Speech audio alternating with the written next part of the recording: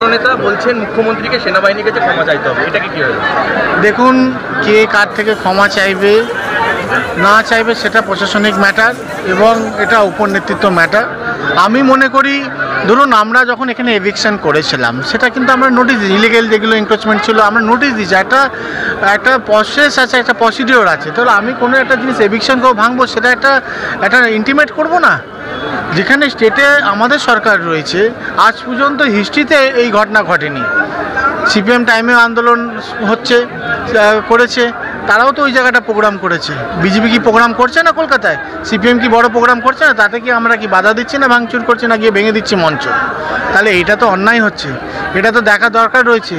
Somehow আমরা দেখতে পাচ্ছি ডেমোক্রেটিক কান্ট্রিতে সেটাকে একটা রাজতন্ত্র করার চেষ্টা করছে, একটা ফ্যাসিস্ট একটা রাজনীতি করার চেষ্টা করছে এই সেন্ট্রাল গভর্নমেন্ট। বিহারের ঘটনা, অন্যদিকে কালকের যে ঘটনা, তারপরে আজকে সুকান্ত মজুমদার বললেন এটা হওয়ারই ছিল, অর্থাৎ তৃণমূল এরকম একটা কিছু করবে জানাই ছিল। দেখুন, একটা কথা বলছি, একবারে সুকান্ত বাবুরা এবং বাকি যারা রয়েছে স্টেট গভর্নমেন্ট থেকে, স্টেট গভর্নমেন্টের যে পরিষেবা এখানকার জনগণ পাচ্ছে, তো সেন্ট্রাল গভর্নমেন্ট যেন সেই পরিষেবাটা দিতে পারে সাধারণ মানুষকে, সেটা কোনো কথাবার্তা নেই ওনাদের। দেখবেন এখনই একটা বক্তব্য, আমরা 1.5 কোটি মানুষের কাটবো, নাম তালিকা দিয়ে কাটবো, এবং বুলডোজার আমাদের রেডি আছে, আমরা ঘর বাড়ি ভাঙবো। ডেভেলপমেন্ট কোথায়? সাধারণ মানুষের জন্যে সেই জাস্টিসটা কোথায়? যেখানে মাননীয় মুখ্যমন্ত্রী মমতা বন্দ্যোপাধ্যায় যে এত লোক আজকে বেরিয়েছে, কিসের জন্য বেরিয়েছে? আজকে বাংলার মানুষ অনেক ভালো আছে। আজকে একটা মানুষের পাড়ায় শরীর খারাপ হলে স্বাস্থ্যসাথী কার্ড দিয়ে সেটা ট্রিটমেন্ট করাতে করতে পারছে। আগে কি হতো, কারো যদি বড় কোনো রোগ হতো সেখানে আমাদের পাড়ায় পাড়ায় গিয়ে আমাদের চাঁদা উঠাতে হতো, চাঁদা উঠিয়েও তাও ফুলফিল হতো না। কেউ কারো বাড়ির বন্ধক দিত, কেউ কারো ঘরের গহনা ওটাকে বিক্রি করতে হতো বা বন্ধকে রেখে তার ঘরের লোকে ট্রিটমেন্ট করতে হতো। কিন্তু আজকে যে সুখ সুবিধা করে দিয়েছে, এটা তো আমি একটার কথা বললাম।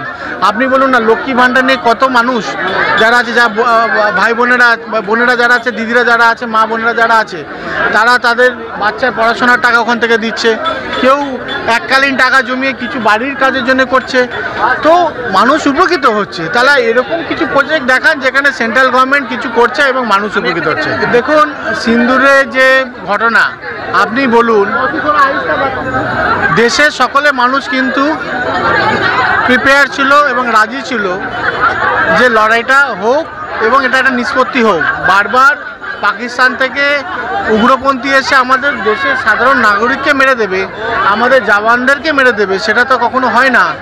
সেই জায়গায় প্রতিবাদ কোথায়? 200 কিলোমিটার দূর থেকে এসে তারা মেরে দিল, সেই জায়গায় কাউকে তারা সেভাবে ধরতে পারেনি। এবং ইউএসএ রাষ্ট্রপতি কথায় সেখানটায় কিন্তু স্টপ করে দিল, একবারে জনগণের কাছে জিজ্ঞেস করলো না। এবং যে মানুষগুলো মারা গেল, সাধারণ মানুষগুলো মারা গেল, তাদের একটা সেন্টিমেন্টে ভাবনা চিন্তা করলো না যে এই লড়াইটা একটা নিষ্পত্তি হওয়া উচিত ছিল, তো সেটা তো করেনি। তাহলে ট্রাম্পের কথা শুনে আজকে ট্রাম্প দেখুন আজকে কি হয়েছে, 50% লাগু করে দিয়েছে। এফেক্টেড কে হচ্ছে? ইন্ডিয়া। আজকে শেয়ার মার্কেটের কন্ডিশন কি দেখতেই পাচ্ছেন। আজকে ডলার কোথায় হলো, মূল্যবৃদ্ধি বেড়ে গেল, তো সেই জায়গাটা তো প্রবলেম হচ্ছে। এখান থেকে যে এক্সপোর্টগুলো হতো ইন্ডিয়া থেকে ইউএসএতে, সেই জায়গাটা হ্যাম্পার হচ্ছে এবং বাকি জায়গাগুলো কিন্তু এফেক্টেড হচ্ছে। আলটিমেটলি আমাদের এখানে জিএসটি নিয়ে কোনো চিন্তাভাবনা নেই, কিন্তু দেশের ওপরে যখন এত বড় একটা এত বড় ট্যাক্সেশন একটা ইম্পোজ করে দেওয়া হচ্ছে, সেই জায়গাটা নিয়ে বলছে উনি তৈরি কাদের জন্য তৈরি আছে? আমরা যারা ট্যাক্স পেয়ার আছি, যারা ট্যাক্স পে করি, এবং সেই টাকা নিয়েই কিন্তু তারা জোর গলায় বলতে পারছে, কিন্তু মানুষের জন্য যে কোনো সুরা করবে সেটা কোনো কিছু নেই। আমরা জানি মানুষকে পরিষেবা আমরা দিই এবং স্বতঃস্ফূর্তভাবে মানুষ দুহাত ধরে মাননীয় মুখ্যমন্ত্রী মমতা বন্দ্যোপাধ্যায়কে চতুর্থবারে মুখ্যমন্ত্রী করবে।